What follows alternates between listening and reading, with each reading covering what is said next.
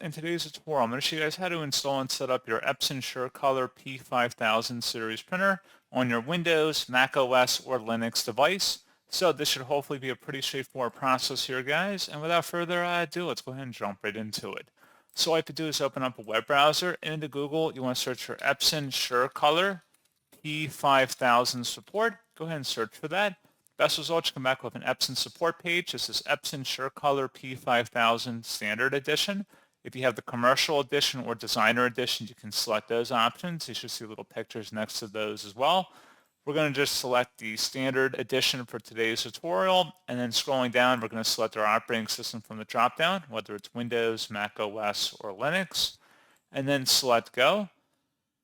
And then you want to select the area that says drivers to expand it, and select the print driver. Go ahead and download that item.